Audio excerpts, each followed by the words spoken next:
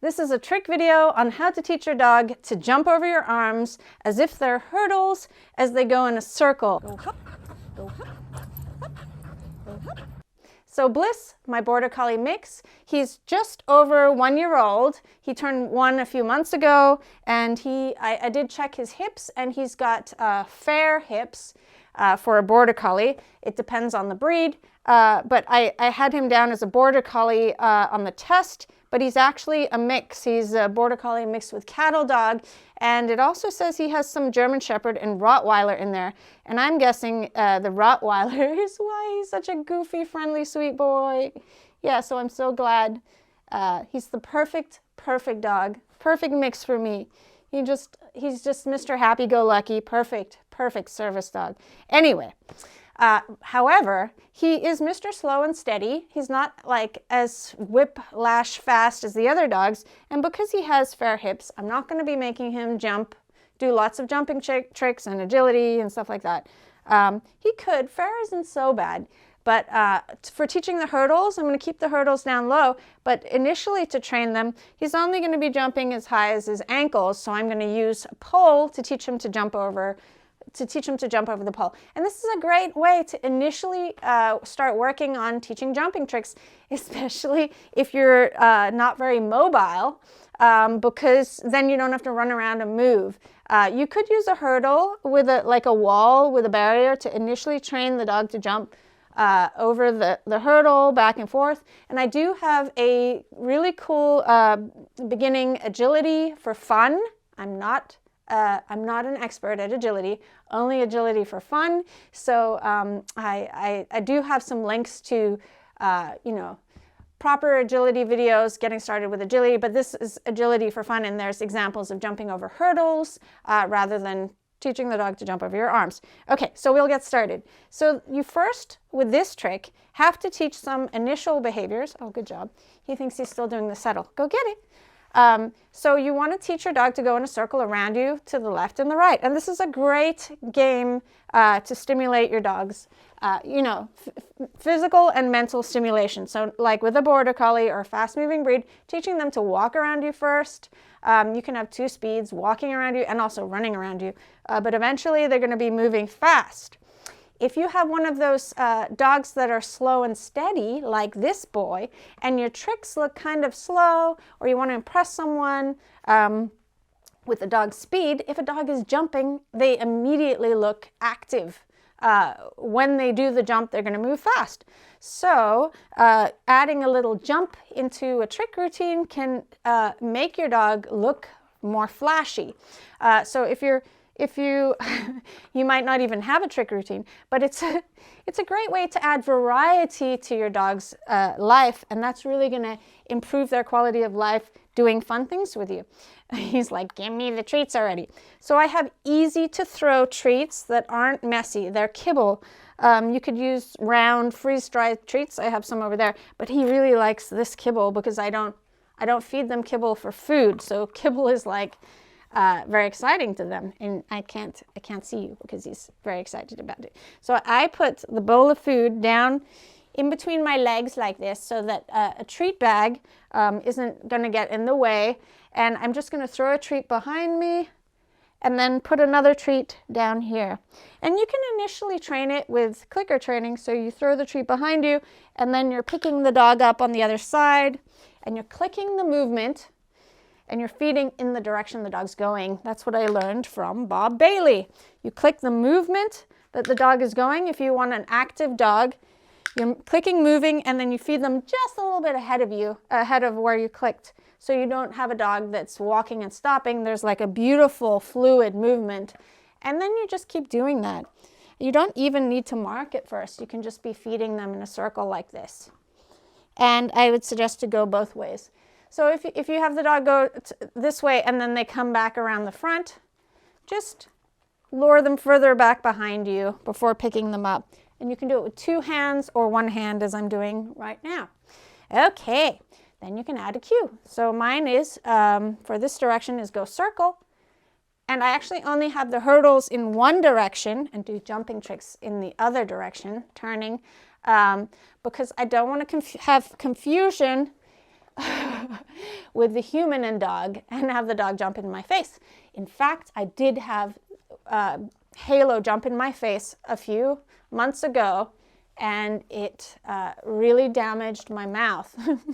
And so for 2 weeks, I had a really messed up mouth. It looked like a dog bit me in the face because literally he jumped right into my face because we were working on jump trick the other direction. And so I was leaning the wrong way and he jumped right in my face. Okay, so yes, be careful with jumping tricks. They can hurt. So as the dog is going to be jumping in the future, you're going to lean your head way out of the way if they're jumping over your arms. And be careful. If you ever do a jumping trick, go get it, where your dog is jumping through your arms like this and you don't see the dog, turn around and look. Don't look through the hoop because I've done that and it hurts when they jump into your face.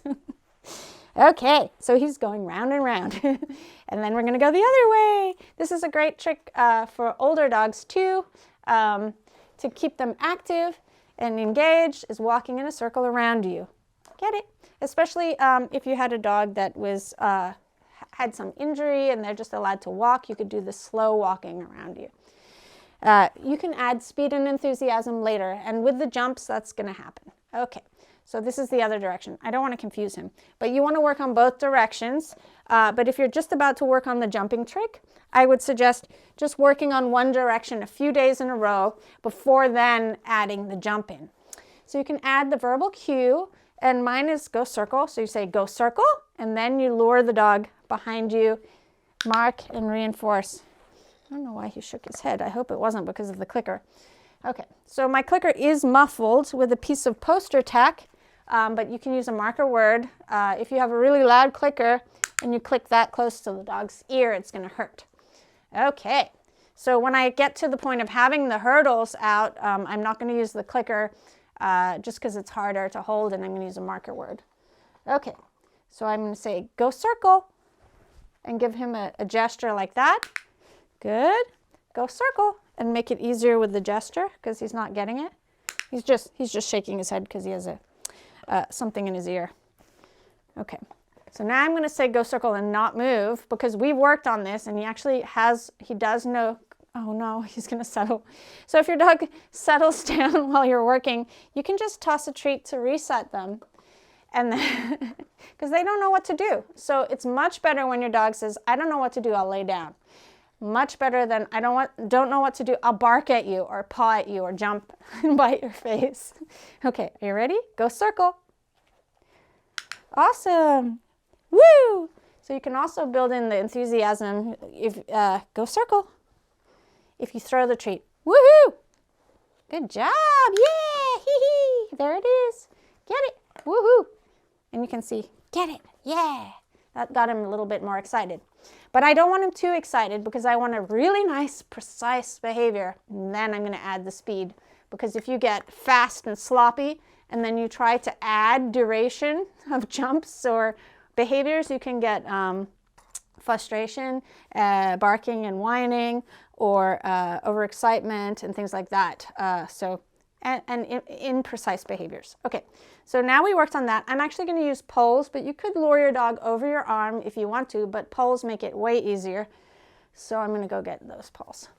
I'm going to use one pole at first, and actually this is the same pole that I use as a target stick, so it might be a little confusing for him, but it is just a pole that I got from Home Depot, and I'm going to lay it on my body and either block it against a wall, so he has to go over it in order to get the treat. If he doesn't want to, he doesn't have to. But I'm going to throw it over like that, and I'm going to shorten the pole. So he's just going over one jump right now. We'll get it. And my cue for jump is hup. I have a whole bunch of other words like jump means jump in front of me. So he just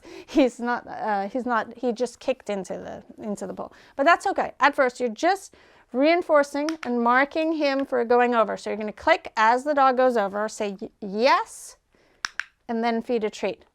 So I'm going to add in the cue, which is hup, and then feed a treat behind me, feed a treat for coming forward, and then eventually hup. I'm going to see if I can just feed him over here. Woohoo! But when you add in the 2 jumps, and I wonder if he'll jump over this, I might have to get the 2 sticks. But I'm going to lure him over this jump, get it, and then lure him over this one. Good boy. I do need the longer sticks because he needs more room. With my smaller dogs, they can go just right behind me and then have enough room to jump, but he needs more room to jump, so I'm going to move on to the next step. So as you see, I've situated myself, go get it. I've situated myself in a corner so he can't go around the poles. I've got both poles against the corner, and so he's just learning to go over here to get the treat. Good job. And then over there to get the treat. And I can start tossing them. I can just say, get it. Woohoo! Ready? Get it. And I'm going to put my clicker away because I need both my hands. And I'm going to be quiet for a second so that you can see actual training. Ready? Get it. Ready? I picked him up. Get it. I'm not going to shut up. I'm going to pick him up with the other hand. So I throw this, and as he's eating that, I pick him up with the other hand like this. Ready? Go get it. Ready? Go get it. And then that can turn into luring gestures. So I'm going to say, go hop, or whatever. Hop. Awesome. Ready? Hop. Hop. Awesome. Another thing you can do is start practicing holding it. So the dog is learning to jump over your arm. So you can point in the direction you want your dog to jump over and lure. So this is how I initially train it myself, is that I'm holding my arm out like this, and then I point, go hop. Good. And then with this hand, hop. Good. Ready? Hop. Good. Ready? Hop. Awesome. Hop. Whoops, I threw a whole bunch of treats. You want to throw the treat far enough that it's further away from you, that at least the dog's body can jump over. Otherwise, your dog isn't going to be able to jump. They'll have to do a handstand in order to get the treat. So if I drop the treat over here, you can see it's not a good idea. He's going to jump and kick into that. So having enough room for your dog's body. Ready? Hop. That they can do a nice jump. Woo! Okay, I'm going to hold the poles a little higher now because he's an adult. Almost. Almost. Okay, ready? Hop. Woohoo! Ready? Hop. Good. And if he hits the poles, no big deal, as long as he's not hurting himself. And I've got a non-slip surface. The best surface is grass. This isn't the most non-slip surface. It is carpet. Good job. Now, if the dog is going super slow like this, it's going to be harder to do a nice jump. So we will add the beautiful jumps in the future with toys. Get it? And with a bigger circle.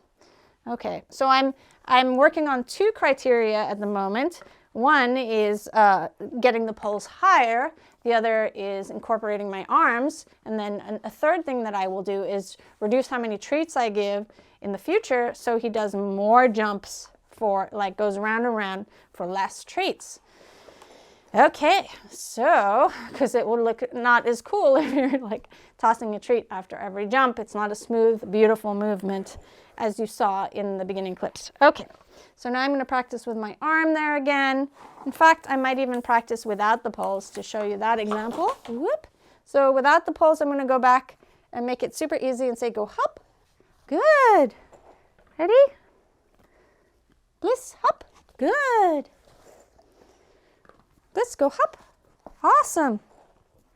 Hop. Good. Good boy. He's a big boy. Go hop. If you were holding an object like a cane or an umbrella or a pool noodle, I have a video of jumping tricks with pool noodles, and I'll link that in the description below. But if you're holding a hoop or a stick and you have a very big dog, it makes it easier for them to go over your arm initially if you've got short arms like I do. Are you ready? Hop. Good job. He's literally like pulling my arm down to get the treat. Go hop. So I'm going to be using the poles. You can see I move too fast, too quickly. Okay, let's get you to sit here. Good.